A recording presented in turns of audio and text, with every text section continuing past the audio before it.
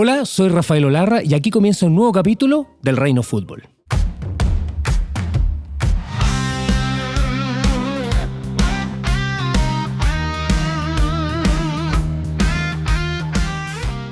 Seleccionado chileno, medallista olímpico, jugador de la U, de la Católica, de Independiente, campeón de Israel también, el señor Rafael Olarra, un nuevo invitado.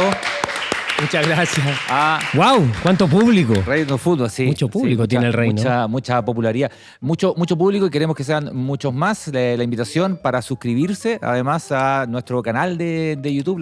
Nos siguen un montón de gente, claro. Pero la idea es que se suscriban además a nuestro canal de YouTube para ver esta conversación y todo el resto de los programas acá de Minuto 90 y en particular de Reino Fútbol. Rafa, muchas gracias gracias a ustedes, por estar acá. Rafa, a ver, partamos al revés, ¿no? Después del retiro, las comunicaciones. ¿Cómo se viven las comunicaciones? ¿Cómo las vives tú? ¿Cómo te acercaste y cómo lo estáis pasando, en definitiva? Bueno, la verdad es que una sorpresa en algún minuto. No tenía presupuestado hasta casi finalizando mi carrera, que empecé a tener algunos guiños con algunos canales, o me decían, ¿sabes qué? Tú tenías alguna pasta, alguna cosa como para poder hacerlo.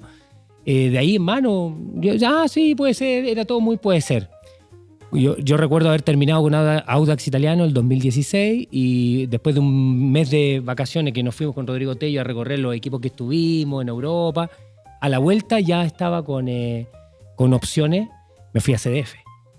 CDF primero y también Radio La Clave. O sea, tomé los dos caminos enseguida, al mes. Yo creo que me ayudó muchísimo si lo proyectamos en el sentido de que no tuve mucho tiempo inactivo, fuera siempre hablando de fútbol, y lo otro es que ya van casi 10 años. Un montón de rato. ¿Es más difícil tratar de explicar el fútbol que jugarlo? Uy, sí, totalmente. O sea, claro. Claramente el tratar de explicarlo de una forma que se entienda lo que uno quiere decir, porque muchas veces uno se enreda en eso mismo. Esas herramientas que ustedes van adquiriendo durante su carrera, el periodismo, nosotros más que nada son actos, son hechos. Nosotros llevamos lo que nos dice el técnico a tratar de hacerlo en la práctica. Entonces, eso quizás cuesta un poquito más. A algunos les cuesta más, a otros menos. Y después está el tema de las cámaras, el tema también de las pautas, de cómo hacer, de cómo entrar, de qué decir. Pero es un aprendizaje bonito. A mí me ha gustado muchísimo y lo disfruto día a día. ¿Hay algún de los jugadores, ¿no? que comentan en Chile o afuera, no sé, alguno que tú sigáis, que te guste particularmente cómo lo hace? ¿Cómo comentan? Sí. Fútbol me gusta mucho lo que hace La Torre. Me gusta lo que hace La Torre. Siento que él le ha dado un upgrade un poco al comentario deportivo y al comentario futbolístico del partido. Yo creo que ahí es donde él resuelve de muy buena forma, muy gráfica y a la vez muy también más estructurada. Y eso también como que a mí me gusta mucho, la forma que tiene él de poder comunicar, sobre todo los relatos, en este caso el comentario en los partidos. Me gusta mucho. Rafa, tu carrera futbolística termina en Audax y parte en Audax, ¿no? Sí. Ahí hay todo un símbolo. Ahí. Hay todo un símbolo. Partiste muy chico y partiste de pronto, como parten de pronto muchos jugadores juveniles, como que accidentalmente sabéis que tenés que jugar, ¿no? Fue un poquito así. Absoluto. Y bueno, y el comentario que siempre mi papá se adueña de ese, que yo siempre te dije que empezáramos en un equipo chico porque tenemos mucho más chance de llegar a primera. Y eso les dice a todos los chicos que le van preguntando, no, vayan a los equipos a fortalecer las fuerzas básicas a donde se preparan equipos chicos.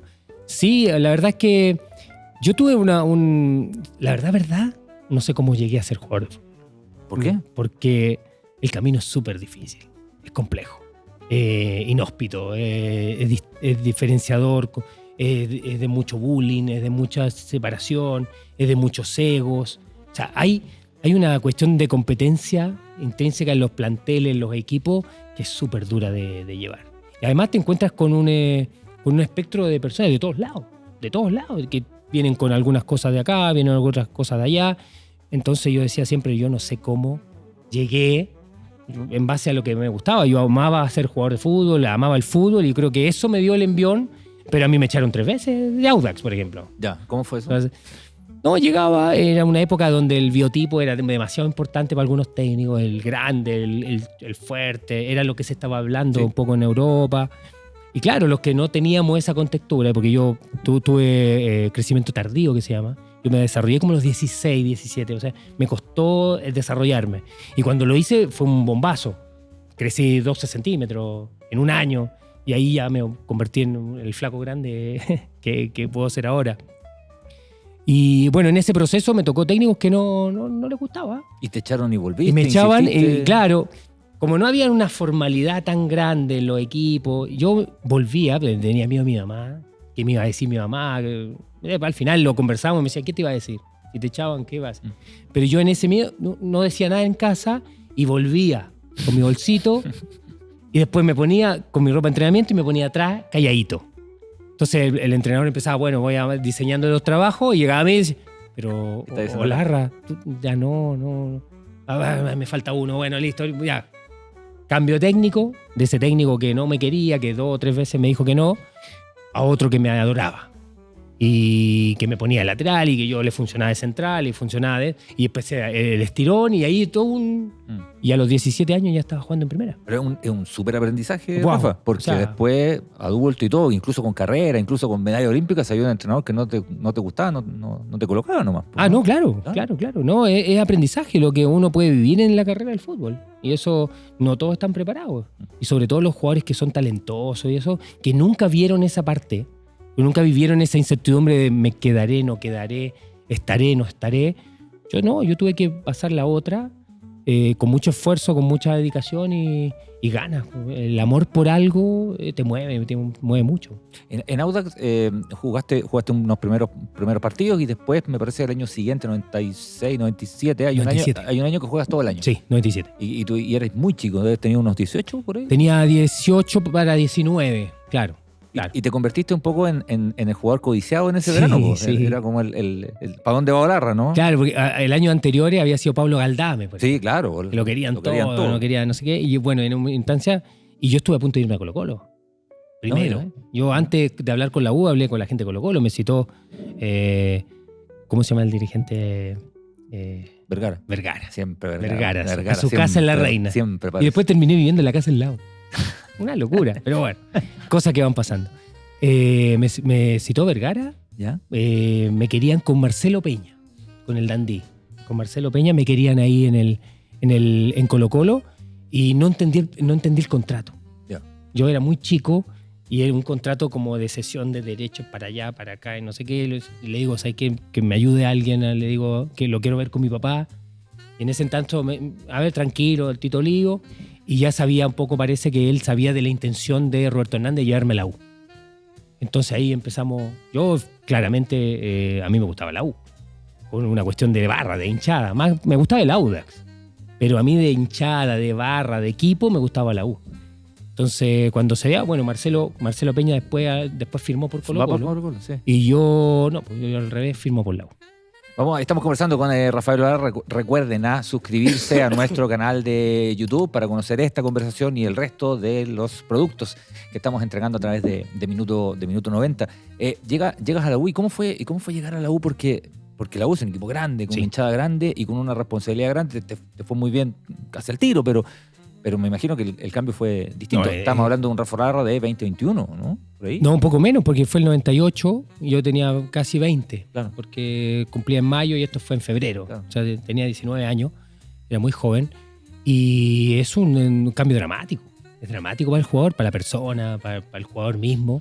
Esa efervescencia, esa caja de resonancia que te hablaban que era, que tú lo veías desde afuera tan grande y ahora estabas dentro y realmente era grande. O sea, imagínate que yo llego en mi auto, yo tenía un Fiat Uno, tranquilito ahí, llego al Caracol Azul y lo primero que uno se encuentra es con este estacionamiento lleno de camionetas gigantes. Unos autos, me acuerdo de Richard Weiss, tenía un auto, un Mitsubishi, un GT, no sé, unas cosas, pero parecía una nave espacial media morada. Y yo decía, ¿qué esto? ¿Qué esto? Porque no lo había vivido en Audax, un equipo más normal, cada uno su autito, todo bien, pero más tranqui.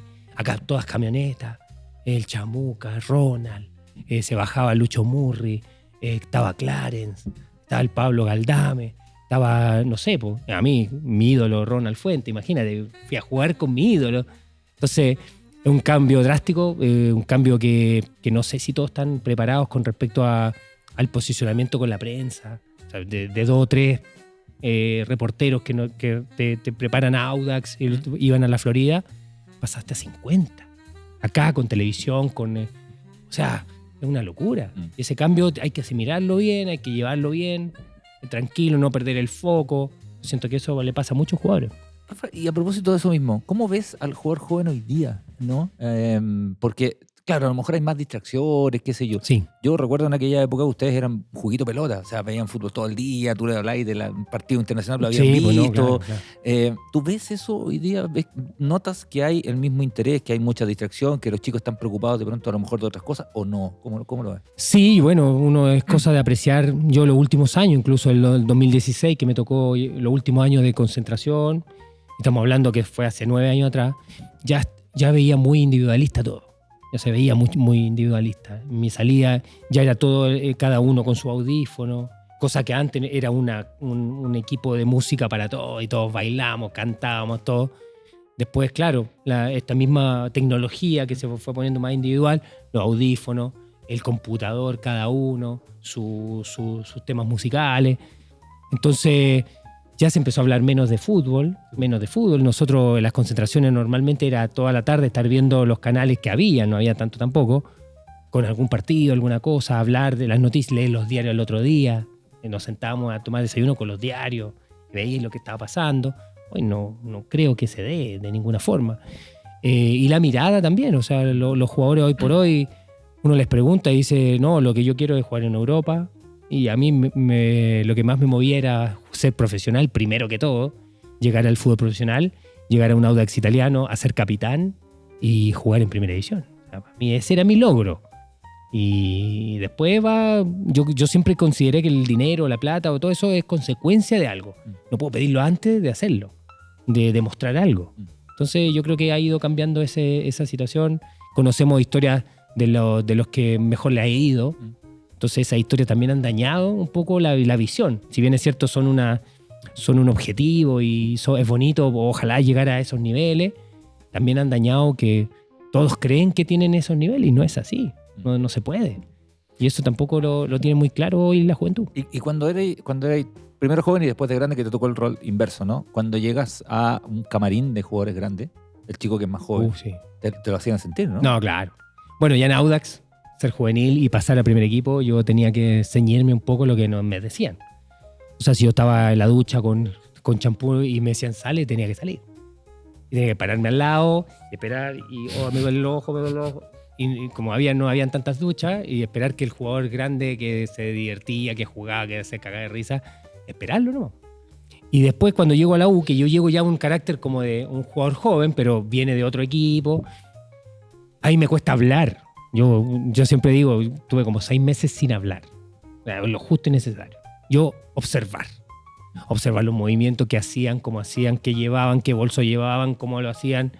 Si tomaban un café, yo me serví un café. En eso. Y después, claro, ya empiezan a llegar jugadores. Por ejemplo, llegó Diego Rivarola después, que yo ya llevaba como un año. Entonces yo ya era como que había pasado esa etapa de un año. Entonces Diego miraba lo que hacíamos nosotros. Y así el camino te lo van mostrando los grandes también. Rafa, después estuviste en varios episodios, pero me creo detener en uno que son muy importantes, me imagino, para ti, que son los Juegos Olímpicos, ¿no? Wow. Sí. Chile tiene pocas medallas olímpicas, en deportes colectivos tiene nada. Es única. Es la única en deportes colectivos.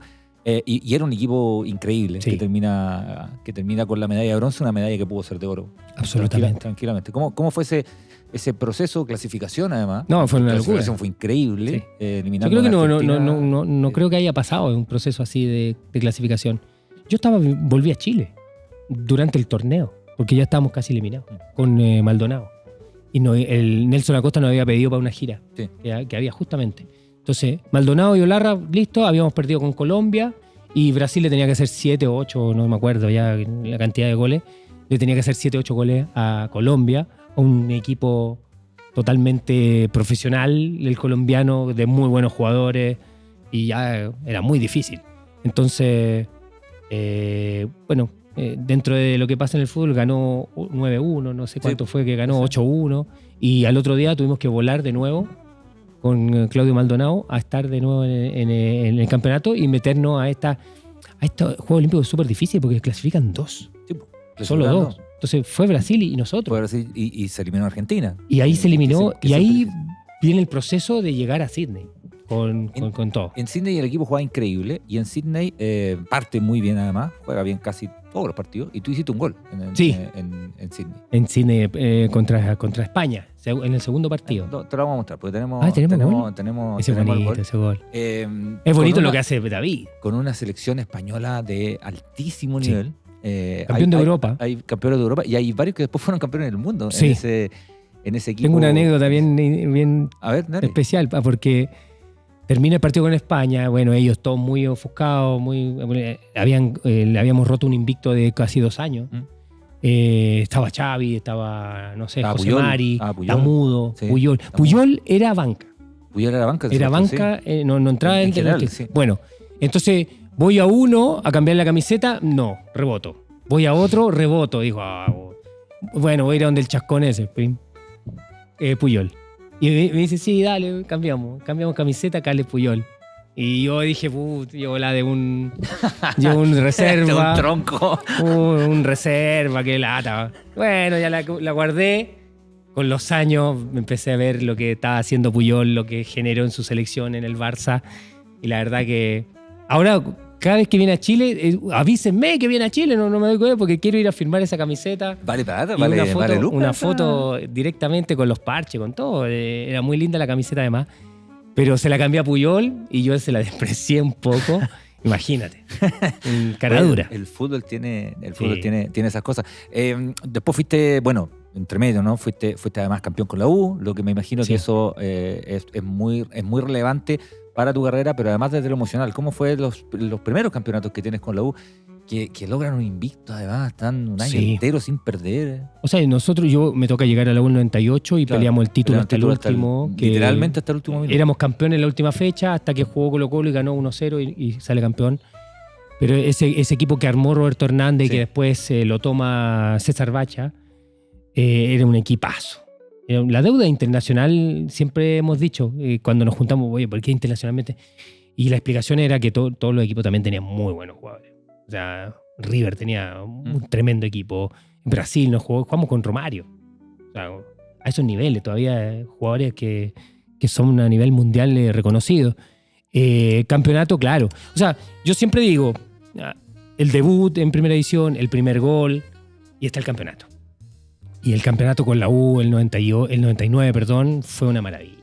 Una maravilla. Lo lideramos de palmo a palmo. Muy difícil. Fueron 33 partidos sin perder. 33 partidos, que hoy por hoy es súper complejo mantener una cifra así.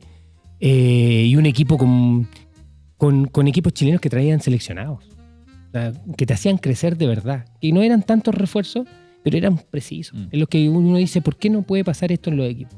Trae 1 o 2 que fortalezcan, que hagan este tronco mucho más firme y que las ramas, que son los jugadores jóvenes, vayan solidificándose.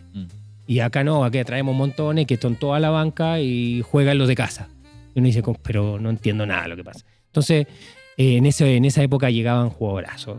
Y tengo la suerte de haber jugado con jugadores que me hicieron muy, muy joven, me hicieron hacer los clics importantes, sobre todo defensivos. El Beto Acosta, por ejemplo.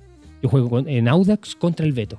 2 jugadas, me dio vuelta con los brazos, me reputearon de atrás los centrales y ya entendí, con 17, 18 no me puedo pegar a este tipo de jugadores. Ya lo entendí, ya me entró. O sea, ya jugaba con un tipo grande, no me pegaba jamás.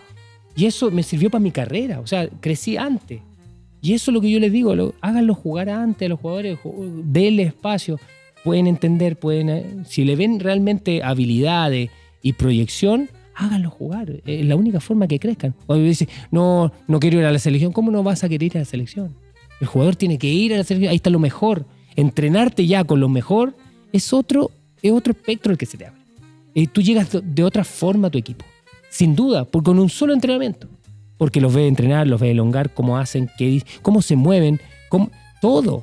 Todo eso tienes que absorberlo. Y hay jugadores que no quieren, no lo aceptan como parte del proceso. A mí, selección y jugar siempre con gente mejor me hizo muy bien.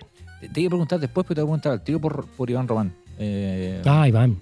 Porque me parece que de los jugadores jóvenes Sí, de mayor proyección. hay pasta ahí. ¿Cómo lo ves a Iván en general? Sí, hay pasta. Es un jugador que, bueno, de las conversaciones que tuve con Nico Córdoba, estoy también haciendo fútbol sub-20 ahora que vienen muchos partidos. Me hablaba de un jugador distinto desde lo mental. ¿Y qué es distinto de lo mental? Un jugador que no se amilana con nada. Es un jugador que, es más, se cree más incluso de lo que es, y eso lo eleva. Ahora hay que controlar esos conceptos, porque cuando uno te crees más, te eleva, pero cuando no hay un equilibrio en lo que soy, o sea, yo puedo correr en 10 segundos los 100 metros, pero físicamente no me da. Ser, claro. Ahora, mi cabeza me puede llevar de 11, 12 segundos a bajar esos tiempos. Eso es lo que creo que Iván Román lo tiene. Es un jugador temperamental, es fuerte, sabe jugar, es mañoso. Yo creo que ese aprendizaje que hablo yo lo tuvo él desde más chico. Desde más chico lo subieron, se le nota un bagaje distinto, como que no tiene 20 años, como que tuviera más o menos incluso que lo que tiene. Entonces son jugadores que aparecen y hay que aprovecharlos. Hay que aprovecharlos y ellos tienen que ir a jugar. Tienen que jugar.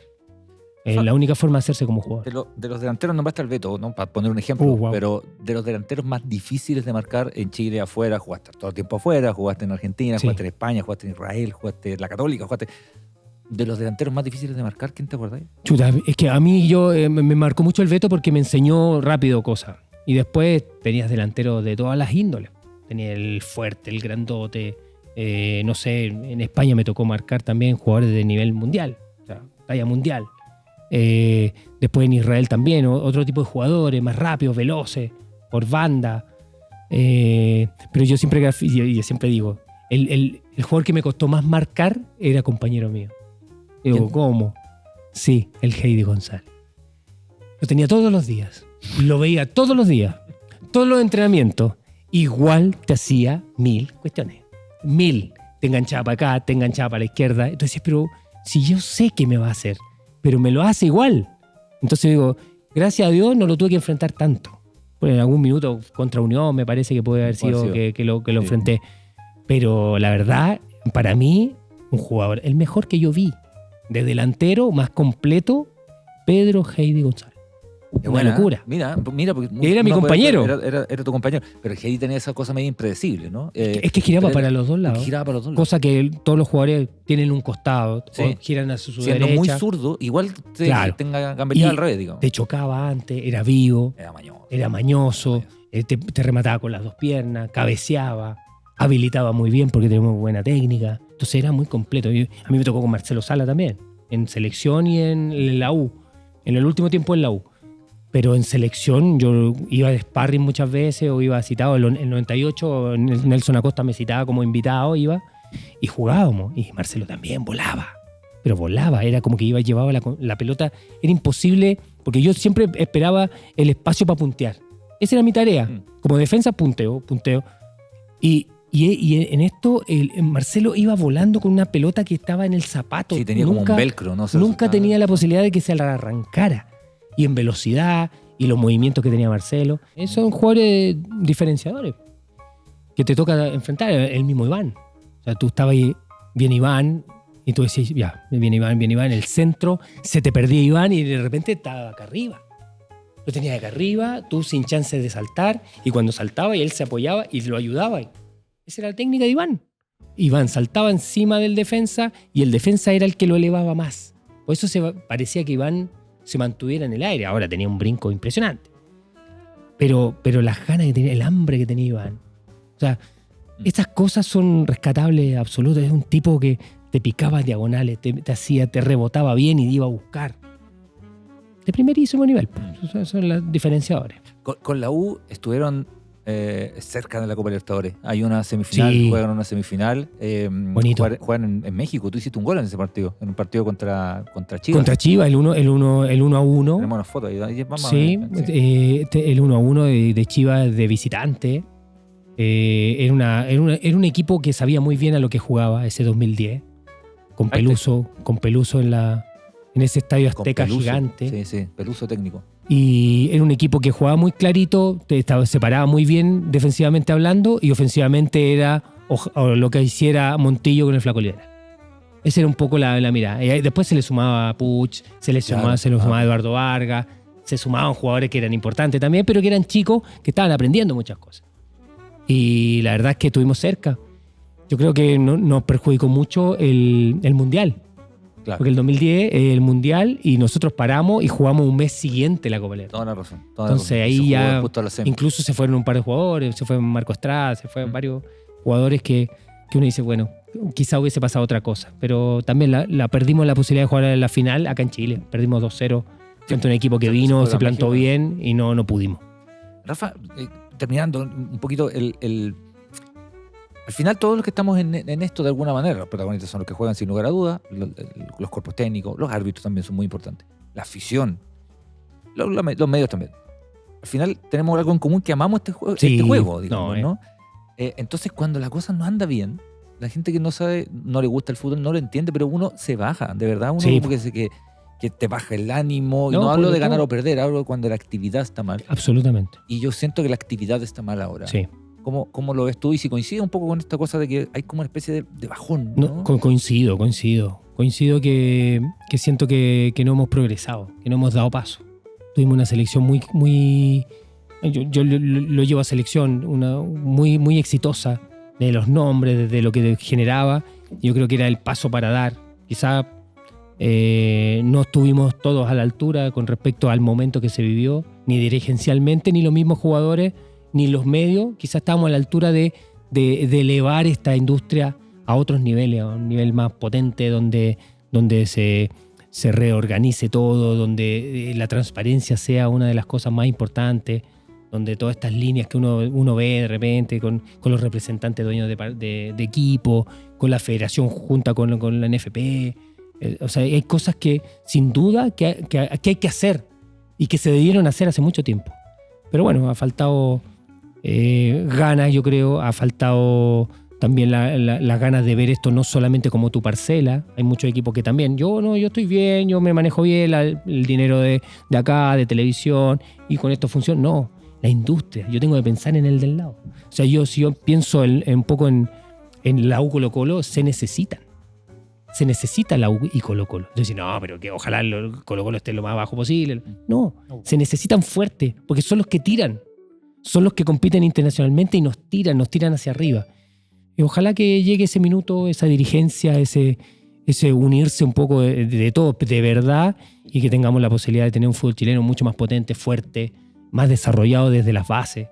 Yo creo que ahí hay talento, hay de sobra. En este país hay mucho talento. Mucho uno ve en las canchas, faltan oportunidades, faltan ideas, falta creer en otras cosas y también espacios para que la gente que viene con esa idea se pueda explayar, pueda generarlas. La última, ¿qué sensación te ha quedado del recorrido de Gareca, ¿no?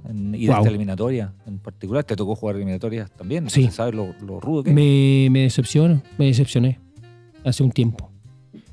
Con la falta o las ganas de Gareca de estar dentro del fútbol chileno. Siento que lo está mirando como muy desde afuera, lo miro siempre muy desde afuera.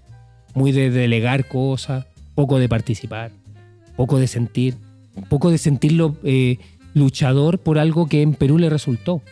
Los microciclos, peleárselo a los equipos. Convencido de que la selección los mejora, que te lo entrego mejor. Y eso no vi ese convencimiento en Gareca y me fue decepcionando con las nóminas, con la poco consecuencia con lo que hace, a quién nomina, por qué no está por qué está de capitán y el próximo no está. Hay unas explicaciones que no las tenemos. Entonces se abre un espacio de especulación que también hace daño porque cada uno piensa lo que quiere. Entonces ha faltado claridad en el proceso, ha faltado las ganas de que realmente Chile necesita un mundial, necesita estar dentro. Son 7 opciones y no estamos peleando. Entonces algo está pasando que nos está haciendo mucho daño. Rafa, un gusto hablar contigo. No, por favor, un placer. Qué cortito se hace. Se pasa rápido, lo que es una buena señal, además para ustedes. Suscríbanse, somos Minuto 90, este es El Reino Fútbol. Suscríbanse a nuestro canal de YouTube y síganos además en todas las plataformas, que este es El Reino Fútbol y esto es Minuto 90.